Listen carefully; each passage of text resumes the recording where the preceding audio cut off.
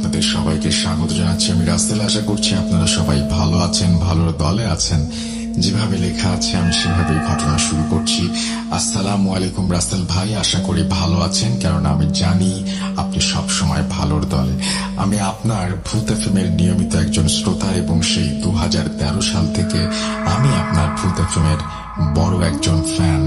যখন শুনতে পেলাম 2019 সালে আপনি এই প্রোগ্রামটি বন্ধ করে দেবেন, তখন খুব মন খারাপ হয়েছিল, আপনাকে বলে বোঝাতে পারবো না। তারপর যখন শুনলাম যে ভূত.com স্বাধীন মিউজিক অ্যাপে আবারও ফিরে আসছে, তখন কিছু খুশি হয়েছিলাম, তাও আপনাকে ভাষায় প্রকাশ করতে পারবো না। আমি আপনাদের যে ঘটনাটি বলছি সেটা টাঙ্গাইল জেলার মির্জাপুর থানার একটি গ্রামের।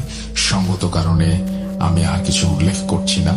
এখন যে ঘটনাটি আপনাদের বলবো এটি আমার একজন ফ্রেন্ডের কাছ থেকে শোনা একটা রোমহর্ষক ঘটনা। এখানে আমার ফ্রেন্ডের নাম উল্লেখ না করার জন্য অনুরোধ করছি। ঘটনাটি ঘটে এই বছরের সেপ্টেম্বরের 17 তারিখে, অর্থাৎ 2022 সালের সেপ্টেম্বরের 17 তারিখ। এখানে বলে রাখা ভালো যে ঘটনাটি মূলত আমার ফ্রেন্ডের চাচার সাথে ঘটে, তাই আমার ফ্রেন্ড আমাকে যেভাবে বলেছে আমি সেভাবেই বলার চেষ্টা করছি।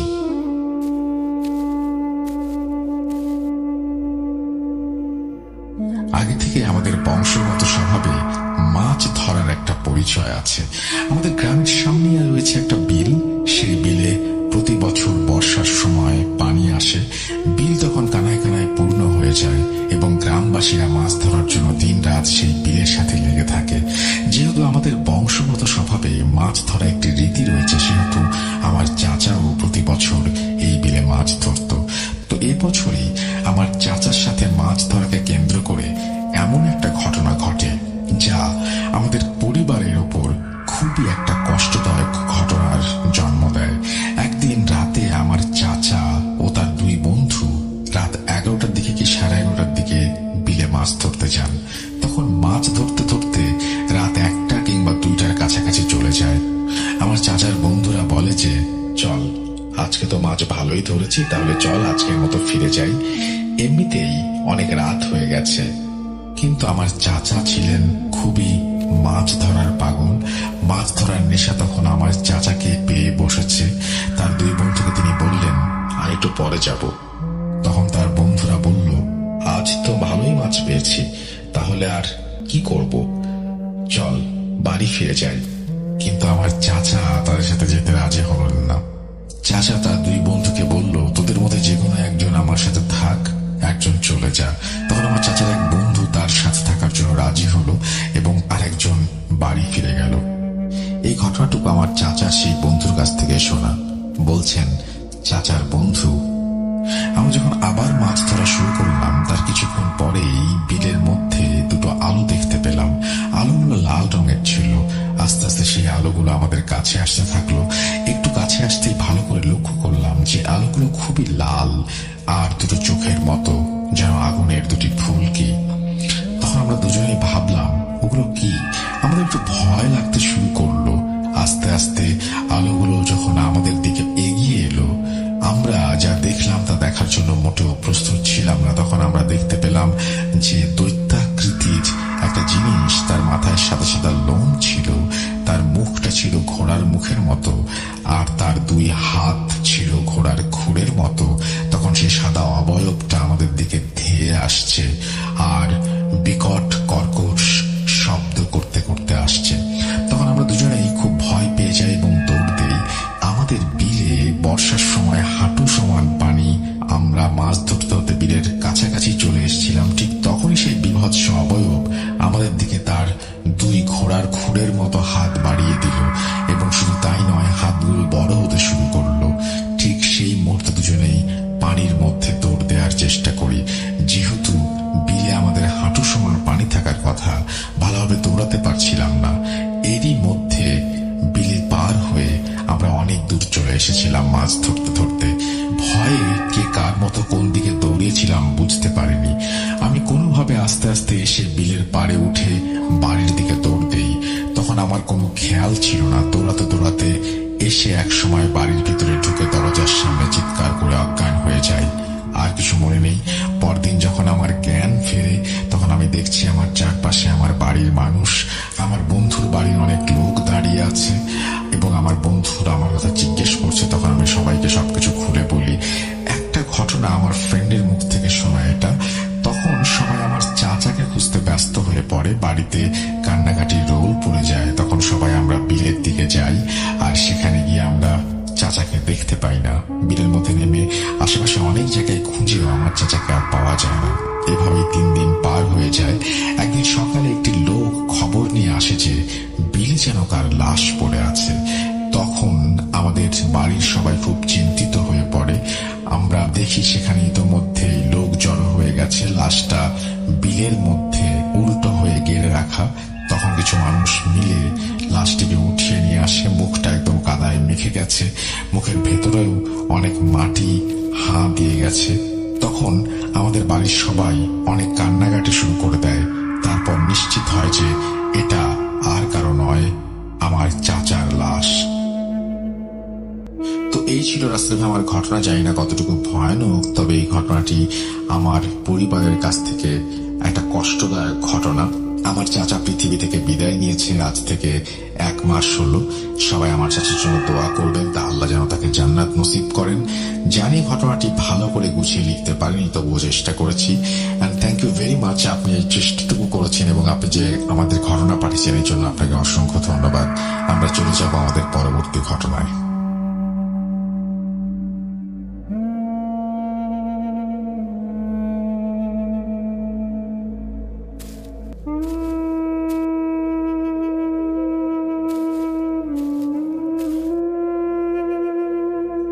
Voot.com with Russell.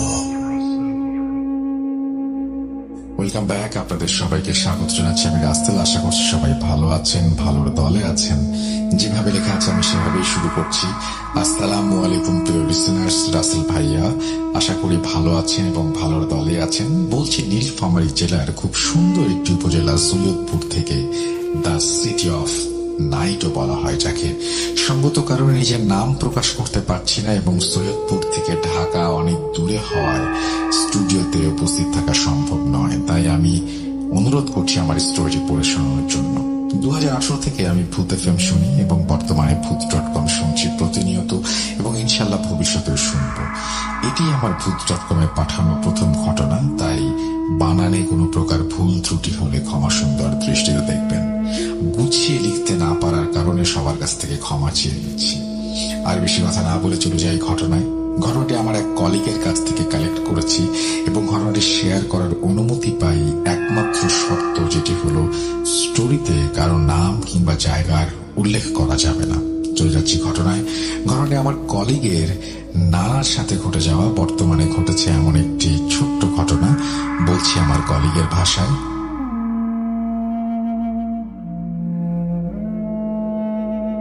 ঘটনাটি আজ থেকে 40-50 বছর আগের। আমার নানা তখন 10 কিংবা 12 বছরের কিশোর হবেন। তারা নিতান্ত দরিদ্র হবার কারণে তিনি সেই বয়সে মানুষের বাসায় কামলার কাজ করতেন। এক কথায় বাড়ির সব কাজই, যেমন গরু ছাগল দেখাশোনা করা, মাঠ থেকে ঘাস কেটে নিয়ে আসা ইত্যাদি, এবং তিনি যা মাইনে পেতেন তা দিয়েই সংসার চলত। তিনি তুলারাশির জাতক ছিলেন। ছোটবেলা থেকেই তাকে অদৃশ্য কেউ পছন্দ করত, মানে জিন জাতীয় কিছু। তিনি রোজকার মতো একদিন ঘাস কাটতে বেরিয়েছেন এক মস্ত ফসলি জমিতে। জমিটা এত বড় ছিল যে জমির মাঝ বরাবর থাকলে আশেপাশের গ্রামের গাছপালাও দেখা যেত না। সেদিন ভর দুপুরে তিনি ঘাস কাটছিলেন। হঠাৎ তিনি লক্ষ্য করলেন তার পাশে একজন বৃদ্ধা দাঁড়িয়ে আছে। খুব ফর্সা দেখতে, গায়ের চামড়াগুলো ঝুলে গিয়েছিল, এমন একটা অবস্থা। বৃদ্ধাটি বললেন, কিরে টাকা নিবি? নানু যেহেতু অত্যন্ত গরিব, তাই তিনি তাড়াতাড়ি বললেন, হ্যাঁ লাগবে। তখনই নানু দেখল হঠাৎ অদৃশ্য থেকে একে একে 5টি স্বর্ণ মুদ্রা ভর্তি হয়ে একটা হাড়ি তার সামনে এসে পড়ল। নানু তখন কম বয়সী হওয়ায় সেটা প্যারানর্মাল কিছু আন্দাজ করতে পারেননি। হঠাৎ বৃদ্ধা বলল, এগুলো কিসে নিবি? তখন নানু তার কোমরে থাকা গামছাটি খুলে বিছিয়ে দিল। এগুলোতে দিন, আমি এগুলো গামছায় বেঁধে বাড়ি নিয়ে যাব। তখনই হঠাৎ বৃদ্ধটি রেগে আচমকা একটা থাপ্পড় বসিয়ে দিল আমার নানুর গালে। থাপ্পড়টা এত জোরে ছিল যে নানু সেখানেই অজ্ঞান হয়ে মাটিতে লুটিয়ে পড়েন। জমিতে কাজ করতে যেত না, তাই বিকেলে কয়েকজন জমিতে কাজ করতে গেলে নানাকে এই অবস্থায় পড়ে থাকতে দেখে এবং নানাকে চিনত। তাই তৎক্ষণাৎ আমার নানা যার কাছে কাজ করতেন তার বাসায় নিয়ে যান। সন্ধ্যার পর নানার জ্ঞান ফিরে আসলে নানি কি হয়েছে জিজ্ঞেস করে নানা তাকে সমস্ত ঘটনা খুলে বলেন। ঘটনাটা এখানে শেষ হয়ে পারত না। তারপর থেকে সেই বৃদ্ধা নানার স্বপ্নে আসা শুরু করলেন। একদিন নানা রাতে খাবার খেয়ে ঘুমালে তিনি স্বপ্নে বৃদ্ধাকে দেখতে পান। বৃদ্ধাটি তাকে বলছে সে নানাকে কিছু সম্পদ দেবে, যার বিনিময়ে সে নানার কাছ থেকে কিছু একটা নিয়ে যাবে। এবং একদিন নানা রাতে খাবার খেয়ে ঘুমালে তিনি স্বপ্ন দেখেন সেই বৃদ্ধাকে। এই স্বপ্নে তাকে বলা হয় যে তিনি অনেক সম্পদ পাবেন এবং সম্পদের এক পাহারাদার বানাবেন তাকে। মানে সেই স্বপ্নতে জবাব দিয়ে দেন, তিনি বলেন যে না। এবং সেই বৃদ্ধা মাঝে মাঝে তার স্বপ্নতে আসতো এবং নানার সাথে কথা বলতো।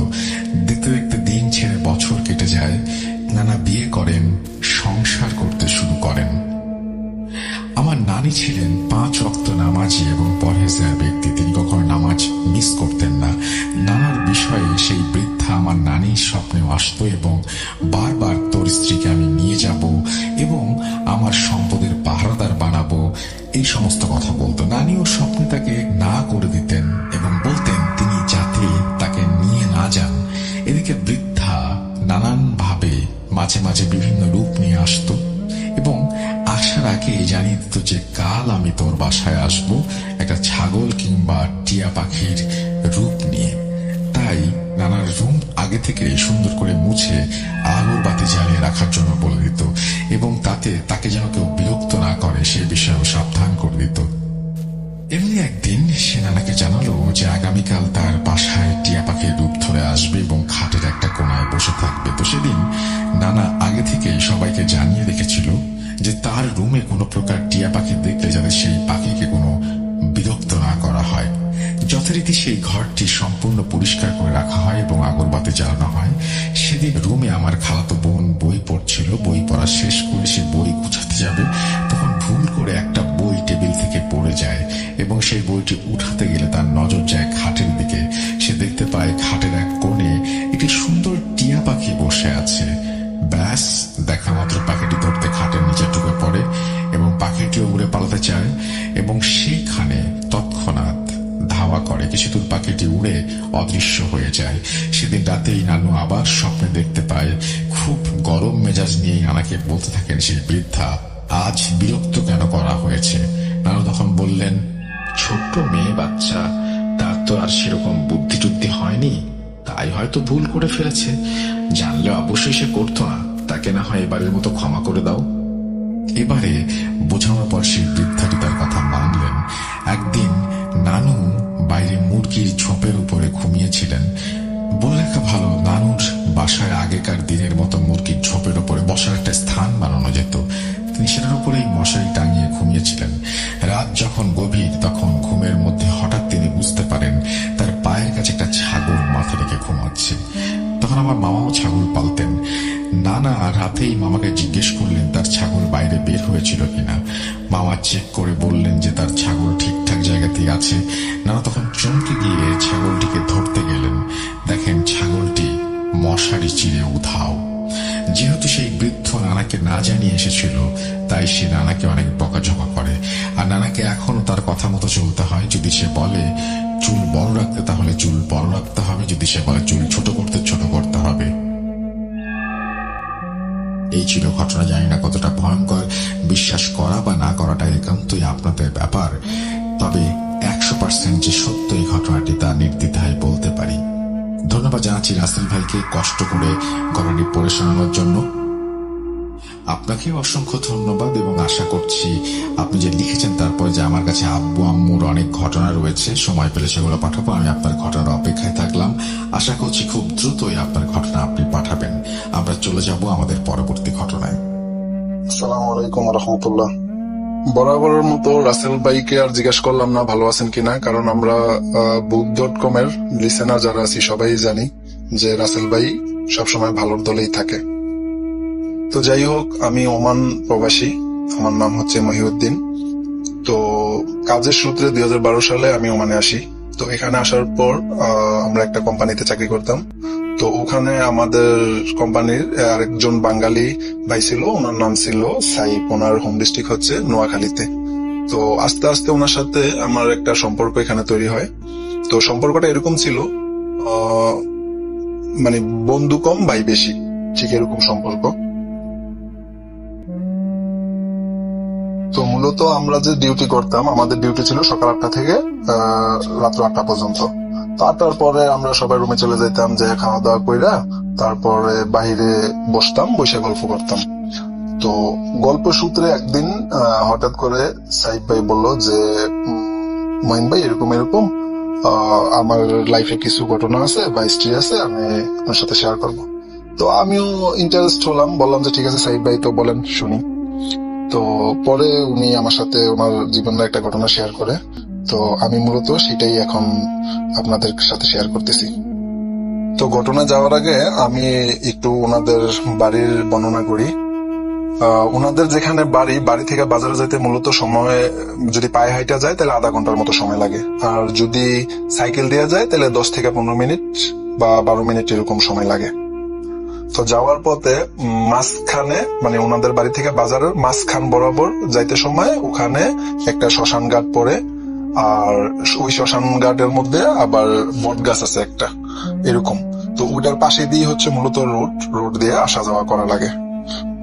তো কোনো একদিন আসরের পর সন্ধ্যার আগে ওনার বাড়ি থেকে ওনারে বাজারে পাঠানো হয়। তো ওনাদের একটা সাইকেল ছিল, মূলত উনি এই সাইকেলটা বেশি ইউজ করতো। তো উনি এই সাইকেলটা নিয়ে বাজারে যায়। তো যাওয়ার পরে ওখান থেকে সামান যা যা নেয়, নিয়ে যখন উনি ব্যাক করবে ঠিক ততক্ষণে মাগরিবের আজান হয়ে গেছে, এরকম একটা অবস্থা। তো যাই হোক, ওই সময় ওনার তেমন একটা বয়স না। তো উনি আসতেছে সাইকেল নিয়ে, রাস্তা দিয়ে আসতেছে। তো এর মধ্যে যখন এই শ্মশান ঘাট পর্যন্ত আসার পরে হঠাৎ করে ওনার সাইকেলটা মানে ভার হয়ে যায় বলতে, নর্মালি আমরা যখন সাইকেল চালাই, একলা যখন চালাই তখন কিন্তু সাইকেল অনেক পাতলা থাকে, আর যখন সাইকেলের পেছনে কেউ বসা অবস্থায় থাকে তখন কিন্তু সাইকেলটা একটু ভার হয় বা একটু ওজন ওজন লাগে। তো উনি ওই শ্মশান ঘাট পর্যন্ত যখন আসে, শ্মশান ঘাটে দিয়ে মানে শ্মশান ঘাট আসার পরে দিয়ে ওনার সাইকেলটা ভার হয়ে যায়। তো পরে উনি বুঝতে পারে যে শ্মশান ঘাটের থেকে মানে আসার পর থেকে ওনার সাইকেলটা বারবার। তো উনি প্যাডেল দিচ্ছে সাইকেলের, কিন্তু সাইকেল তেমন মানে যেভাবে যাওয়ার কথা বা যেভাবে করার কথা ততক্ষণ এটা যাচ্ছে না। তো উনি এক পর্যায়ে অনুভব করে যে ওনার সাইকেলে কেউ আছে, কিন্তু উনি যখন ঘাড় ফেরায় কাউরে দেখতেও পারে না। তো ওনার অনেক পরিশ্রম হচ্ছিল, উনি যতই চেষ্টা করতেছিল সামনের দিকে আগানোর, সাইকেল মানে যেরকমটা যাওয়ার কথা ছিল কোনোভাবেই যাচ্ছে না, আর ওনার শরীরটাও অনেকটা ভার হয়ে যায়। তো যাই হোক, উনি অনেক কষ্টে চাপতে পরে একটা সময় বাড়ির পাশাপাশি যখন আসে, বাড়িতে প্রবেশ করব, ঠিক ওই মুহূর্তে হঠাৎ করে সাইকেলটা পাতলা হয়ে যায়, হালকা হয়ে যায়। উনি এটা ফিল করে যে ওনার সাইকেলের মধ্যে এতক্ষণ কেউ ছিল বা বসা ছিল, আর এখন হুট করে মানে নাইমে গেল। কিন্তু উনি কিন্তু তাকাইছিল পেছনের দিকে, চাইছিল, উনি কাউরেই তখনও দেখতে পায় নাই। তো যাই হোক, এভাবে উনি একটা ভালো ভয় পায়। পরে উনি ওনার বাসায় যাওয়ার পর ওনার আম্মার সাথে শেয়ার করে যে এরকম এই ঘটনা হয়েছে। তো পরে ওনার আম্মা কিছু সূরা কেরাত পরে ওনারা একটু ঝাড়াই টাড়াই দেয়। তো ওই দিনকার মতো এটা স্বাভাবিক হয়ে যায়। ঘটনা 2, উনি একদিন শুয়ে রয়েছে রাত্রের বেলা, নর্মালি খাওয়া দাওয়ার পরে যা হয় গ্রামগঞ্জে, শুয়ে পড়ছে। শুয়ে পড়ার পরে তো তখনকার সময় মশা ছিল, আর গ্রামগঞ্জে এমনি তো মশারি টানাই শুয়ে বেশিরভাগ। তো উনি শোয়ার পরে হঠাৎ ফলো করলো যে মশারির এক কোণা দিয়া দেখা যাচ্ছে যে একটু আলোর মতো দেখা যাচ্ছে। তো উনি ভাবতেছে যে এটা কি হইতে। তো পরে উনি মানে বুঝে উঠতে পারতেছে না যে জিনিসটা কি, মানে একটু আলোর মতো এরকম দেখা যাচ্ছে, আর এটা মানে এরকম দেখা যাচ্ছে যে মশারির ভিতরে এসে প্রবেশ করতেছে কিংবা উঠতেছে। জিনি পোকা যেরকম হয় না দেশ গ্রামে, সেম এরকম, কিন্তু এটা জিনি পোকা না, উনি এটা স্পষ্ট দেখতেছে। আর সাথে আরেকটা জিনিস হলো কি, উনি মানে যখন থেকে এটা দেখতেছে তখন থেকে ওনার রুমের মধ্যে এরকম অবস্থা, অনেক সুন্দর একটা গন্ধ আসতেছে, পুরা রুম গন্ধে পুড়ে গেছে, মানে এরকম অবস্থা। তো উনি মোটামুটি ভয় পায়। ভয় পায়, আবার কিছু বলতেও পারে না। আর আসলে এরকম সিচুয়েশনে যারা পড়ে তারা তো এটা বলার মতো না। তো এই হচ্ছে মানে ওই সিচুয়েশন। পরে একটা সময় উনি চিৎকার দেয়, চিৎকার দেওয়ার পরে ওনার পাশে যারা আছে তারা আসে, আসার পরে বলে যে কি হয়েছে কি হয়েছে। পরে আয়সা দেখে যে আসলে কোনো কিছুই নাই। তো পরে উনি বিস্তারিত বলে যে হ্যাঁ এরকম এরকম আমি দেখছি। কিন্তু রাসেল ভাই ঘটনা হচ্ছে ওনার আশেপাশের যারা আসে ততক্ষণ পর্যন্ত আয়সা ওনারাও কিন্তু রুমের মধ্যে সেই গ্রানটা পায়। মানে এটা একটা অন্যরকমের গ্রান বা অন্যরকমের ফ্লেভার যেটা তারা আয়সা পায়। তো ওইভাবে দ্বিতীয় ঘটনাটাও এখানে শেষ হয়। পরবর্তীতে ওনারে ঝাড়ফুঁক করা হয়, ওনার পারিবারিক ভাবে বা পানি পড়া দেওয়া হয়, উনি খায়। তো এরপর থেকে রাসেল ভাই যেটা হয়, উনি যখনই একলা থাকতো কিংবা একলা বসে থাকতো বা একলা কোথাও যাইতেছে, তো উনি মাঝে মধ্যেই এই ঘটনাটা ঘটতো ওনার সাথে। মানে উনি যেই গ্রানটা ওই দিন পাইছিল রুমের মধ্যে শোয়া অবস্থায়, ওই গ্রানটা উনি পাইতো। আর উনি যখনই এই গ্রানটা পাইতো তখন উনি বুঝতে পারতো যে ওনার আশেপাশে কেউ একজন আছে কিংবা কারো উপস্থিতি আছে, কিন্তু উনি চোখে দেখতো না। তবে উনি ওই গ্রানটা যখন পাইতো তখনই উনি এটা বুঝতে পারতো যে হ্যাঁ এখন আশেপাশে কেউ হয়তো আছে। আর মানে ওনার শরীরটাই ভার হয়ে যায়। যাই হোক, এভাবে ওনার সাথে চলতে থাকে। তো এরকম ওনার সাথে নাকি এরকম অসংখ্যবার হয়েছে, আর উনি এটার উপস্থিতি টের পাইতো। তো যাই হোক, এক পর্যায়ে উনি বাংলাদেশ ত্যাগ করে ওমানে আসে, ওমান প্রবাসী হয়। তো ওমানে আসার পরেও উনি মাঝে মধ্যেই ওই জিনিসটার উপস্থিতি টের পাইতো। আর যখনই ওই জিনিসটা ওনার আশেপাশে আসতো তখনই উনি একটা আলাদা গ্রান নাকের মধ্যে পাইতো, কিংবা ওনার আশেপাশে অনেক সুগন্ধি পাওয়া যেত, অন্যরকম একটা গ্রান আসতো। তো উনি বুঝতে পারতো যে এখন ওইটা ওনার আশেপাশেই আছে। তো কোনো এক রাতে ওমানের ঘটনা এটা, তো উনি বুঝতে পারে যে এখন মানে হঠাৎ গ্রানটা আসে। তো পরে উনি বুঝতে পারে যে এখন ওনার আশেপাশে আছে। তো এর মধ্যে উনি একটু মানে ভয়ের মধ্যে আছে, ওনার শরীরের পশম গুলা দাঁড়ায় গেছে, এরকম একটা অবস্থা, শরীর ভার হয়ে গেছে। এর মধ্যে হালকা জোনাক পড়ছিল, উনি যেটা আমার যেভাবে বলছিল। তো হঠাৎ দেখে একটা মেয়ে আকৃতির একটা অবয়ব ওনার সামনে দিয়ে, দূরত্বটা ম্যাক্সিমাম 15-20 হাত দূরে হবে এরকম দূরত্ব। তো ওখান থেকে মানে আসতেছে অবস্থায় উনি দেখার পরে ওনার মোটামুটি শরীর বার হয়ে যায়। আর মানে উনি ওই স্মেলটাও পাচ্ছিল, ওই গন্ধটা আসতেছিল। তো পরে উনি দেখলো যে অবয়বটা ওনার সামনে দিয়ে আইসা ম্যাক্সিমাম 10-15 হাত দূরত্ব হবে, তো কিংবা একটু বেশি হলে হইতে পারে। তো এরকম আইসা পাশেই একটা ঝাড় ছিল, ওই ঝাড়ের মধ্যে যাইয়া মানে ঢুকে গেল। তো পরে উনি তো এর আগেও এটার উপস্থিতি অনেকবার টের পাইছে। তো ওই দিন ওনার মানে মনের মধ্যে একটা জাগলো যে আজকে দেখি এটা কি, আজকে দেখবো কিংবা কোনো মানুষই কিনা। আবার গন্ধটাও আসলো, স্মেলটাও পাইলাম। তো পরে সে কি করলো, সাহস নিল, মনের মধ্যে সাহস নিয়ে বললো যে দেখি আজকে কি হয়, যা হয় হইব না, দেখি কি। তো ওনার হাতে মোবাইল ছিল, উনি মোবাইলের ফ্ল্যাশ লাইট দিয়া পরে ওই ঝাড় পর্যন্ত গেল। যাইয়া পরে ওখানে দেখে যে আসলে কিচ্ছুই নেই, ওই জায়গাটা একদম খালি ছিল, ওখানে মানুষ কিংবা কোনো অবয়ব কোনো কিছুর কোনো কিছু নেই। তো এইভাবে মানে চলে। তো দেখে পরে উনি তো অবাক হয়ে যায় এবং প্লাস ভয়ও পায়।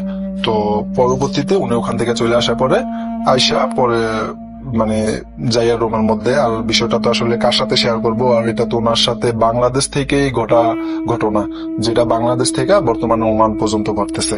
তো পরে উনি আর এটা এই ব্যাপারে কারোর সাথে কোনো কিছু শেয়ার করে নাই। তো পরে উনি এটা আর কারোর সাথে শেয়ার করলো না, ওইটাই এই জিনিসগুলো উনি আমার সাথে শেয়ার করলো। তো যাই হোক রাসেল ভাই, এটাই ছিল ঘটনা। আর আমার কাছে এরকম আরো 2-1টা ঘটনা আছে, আমার নিজের লাইফের সাথে ঘটে যাওয়া ঘটনাও আছে। ইনশাল্লাহ যদি কখনো সময় হয়, সময় করে শেয়ার করব। আর যদি আমার এই ঘটনা প্রচারযোগ্য হয়, আপনার কাছে মনে হয় যে এটা প্রচারযোগ্য, তাহলে আশা করি boot.com এর লিসেনারদেরকে শেয়ার করবেন এবং শোনাবেন। ওকে, আল্লাহ হাফেজ, ভালো থাকুক সবাই, ভালো থাকুক boot.com এর শ্রোতাবিন্দুরা। আরো একবার আপনাদের সবাইকে স্বাগত জানাচ্ছি আমি রাস্তেল। আশা করছি আপনারা সবাই ভালো আছেন, ভালোর দলে আছেন। আমিও ভালো আছি, ভালোর দলে আছি। আর অডিও ক্লিপ আরো একটা শোনাতে চাই এই মুহূর্তে। যারা সাথে আছেন সাথে থাকুন প্লিজ। আমরা চলে যাচ্ছি আমাদের অডিও ক্লিপে।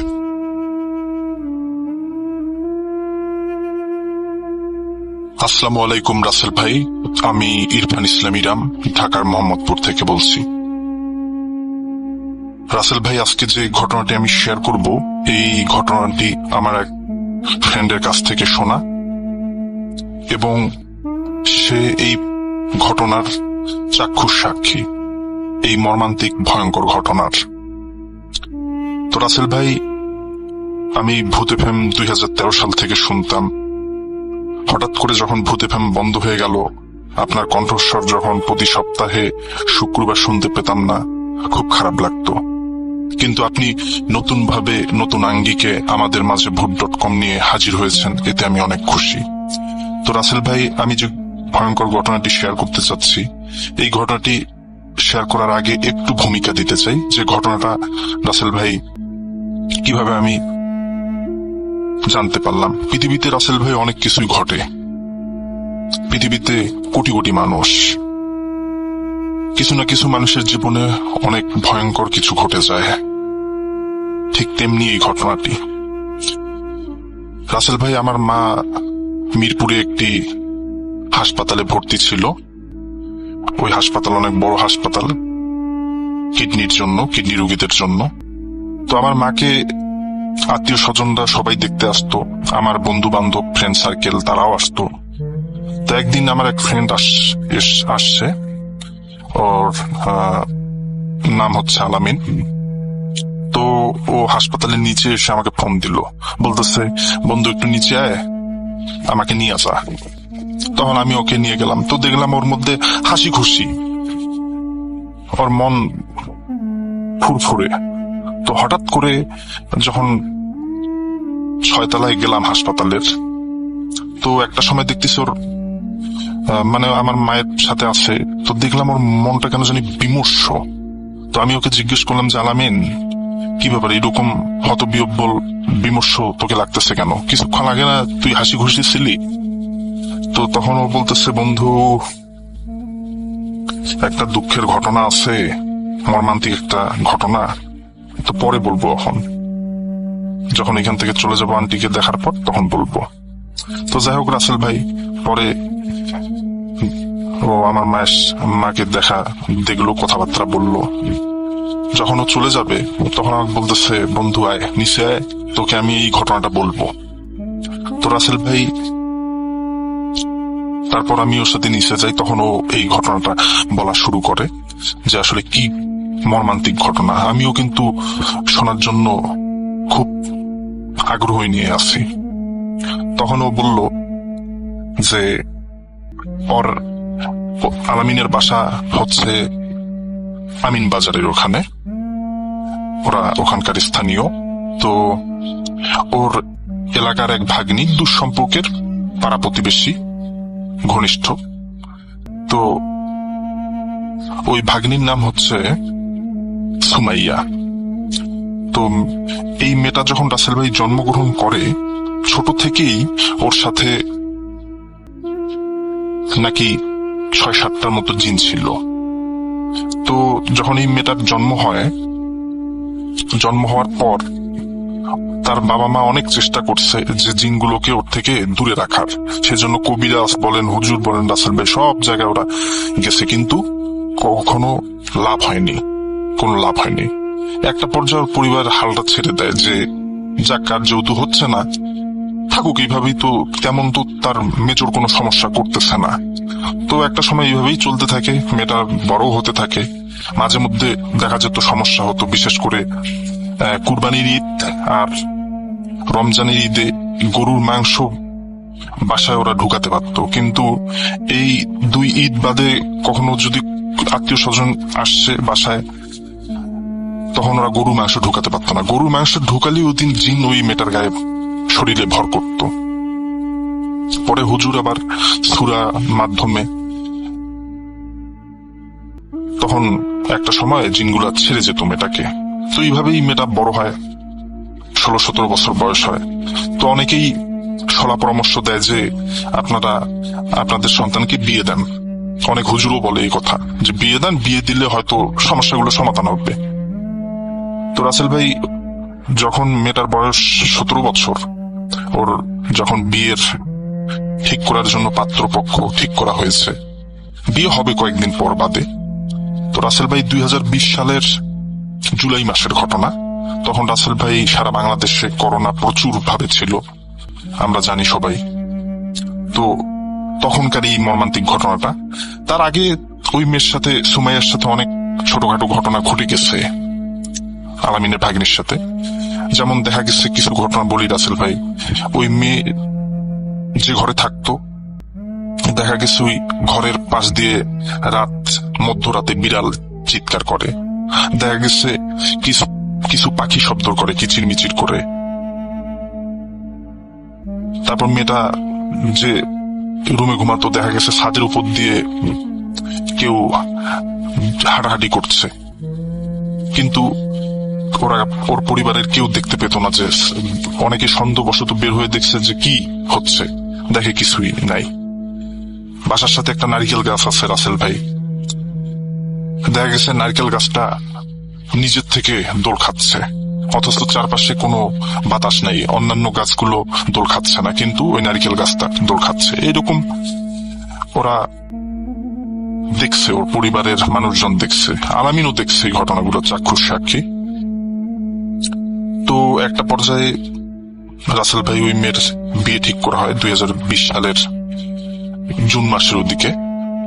আর তার কিছুদিন পর জুলাই মাসে হঠাৎ করে একদিন মেয়েটার মুখ দিয়ে রক্ত বমি হচ্ছে, দেখা যাচ্ছে বমির সাথে রক্ত বের হচ্ছে, ব্লিডিং হচ্ছে। আর শরীরে জ্বর ছিল অনেক, 102 ডিগ্রির মতো জ্বর ছিল। তো ওই মেয়ের পরিবার ভাবে হয়তো বা করোনা পজিটিভ। তো তখন তারা হাসপাতালে নিয়ে যায়, সোয়ার্দি মেডিকেলে। তো সোয়ার্দি মেডিকেলে সে সময় আইসোলেশন পায়নি, আরো বিভিন্ন বেসরকারি হাসপাতালে নিয়ে যায়। একটা হাসপাতালে পায়, এই হাসপাতালটা হচ্ছে ধানমন্ডিতে, নাম আমি বললাম না রাসেল ভাই। তো ওখানে নিয়ে যায়। ওখানে নিয়ে যাওয়ার পর ওইখানে একটা ঘটনা ঘটে যায়। দেখা যায় এক নার্স তাকে সেবা শুশ্রূষা করছিল। তো ওই নার্সের হাতে ভয়ঙ্কর ভাবে রাসেল ভাই কামড় বসিয়ে দেয়। এই ঘটনাটা আলামিনও দেখছে, আলামিন ছিল, যে ওই নার্সের হাতে কামড় দেয়, হাতের মাঝখান বরাবর ডান হাতে কামড় বসায় দেয় রাসেল ভাই। তো এইভাবে যায়। তারপর ওইখানকার ডাক্তারটা, ওই হাসপাতালের ডাক্তারটা বলে যে এই মেয়ের হয়তো বা কিডনির সমস্যা আছে, আপনারা তাহলে একটা কিডনি হাসপাতালে নিয়ে যান। তখন রাসেল ভাই, আমার মা যে হাসপাতালে ভর্তি ছিল দীর্ঘদিন, সেই হাসপাতালে ওই মেয়েকে অ্যাডমিট করা হয়। আমার মা ছিল যে তলায়, তার নিচতলায় ঘটনা, এটা 4th তলার ঘটনা। তো ওই হাসপাতালে মেয়েটাকে ভর্তি করা হয় মিরপুরে, নাম আমি হাসপাতালটা উল্লেখ করলাম না রাসেল ভাই। তো ওখানে ভর্তি করার পর দেখা যায় রাত 12টা-1টার দিক অন্যান্য যে নার্স গুলো আছে এরা চিৎকার শুরু করে দেয়, যে ভয়ানক একটা পরিস্থিতি, মানে সবাই একসাথে চিৎকার দিয়ে যখন আসে সবাই। আলামিনরা তো বাইরে অপেক্ষা করতেছিল, সেই সময় ভিতরে কাউকে প্রবেশ করতে দিত না। বাইরে, মানে হাসপাতালের বাইরে বলতে পেশেন্টের যে রুম গুলো আছে, কেবিনের বাইরে একবারে আত্মীয় স্বজনেরা এদের মানে থাকার বন্দোবস্ত ছিল। অনেকে দেখা গেছে সব বিছিয়ে থাকতো, পাটি বিছিয়ে থাকতো। তো আলামিনরাও লাফ দিয়ে উঠে যে কি হলো। পরে আলামিন রুমে ভিতর গিয়ে দেখে রাসেল ভাই যে আলামিনের যে ভাগ্নি সুমাইয়া, দেখা যাচ্ছে পুরো শরীরটা রাসেল ভাই অস্বাভাবিক ভাবে বেঁকে যাচ্ছে।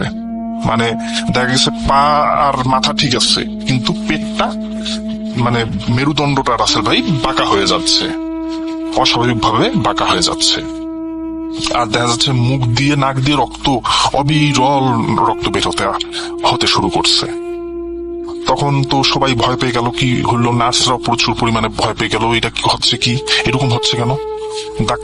সাথে সাথে ডাক্তার আসলো, মেডিকেল ডক্টর এসে চেক আপ করলো।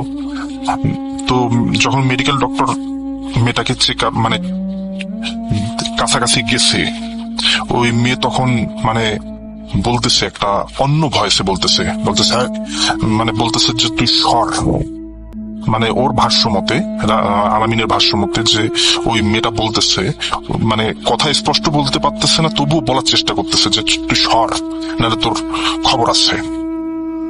এই জাস্ট এতটুকু কথাই বলছে। তার কিছুক্ষণ পরক্ষণেই ওরা হয়তো বা আইসিইউতে নিয়ে যাবে। আর ওই সময় যেহেতু প্রচুর পরিমাণে করোনা, তখন মানে কি করবে, কি ব্যবস্থা করবে, মানে সময় পাচ্ছে না। আর অনেক দেরি করার, বিলম্ব করার কারণে একটা সময় মেয়েটা ওই হাসপাতালে ওই কেবিনেই মারা যায়। রাসেল ভাই সর্বোচ্চ 40 মিনিটের মতো বেঁচে ছিল, তারপর নাকি মারা যায়। মেয়েটাকে আর বাঁচাতে পারেনি। পরে যখন মেয়েটার লাশ নিয়ে যাওয়া হয়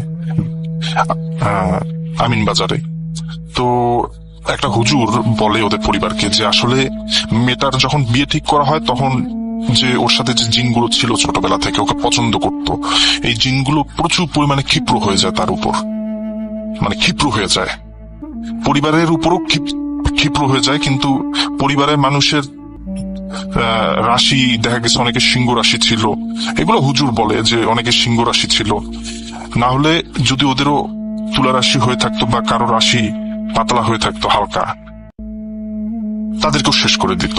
জিনগুলো এতটাই ক্ষিপ্র ছিল।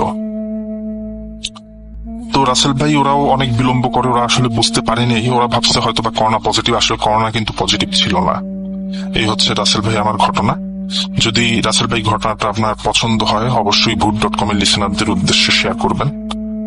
রাসেল ভাই ভালো থাকবেন, নিজের যত্ন নিবেন। আল্লাহ হাফেজ রাসেল ভাই। আজকের এই এপিসোডটি কেমন হয়েছে অবশ্যই কমেন্টে জানাবেন। সবাই ভালো থাকবেন, সুস্থ থাকবেন। আল্লাহ হাফেজ।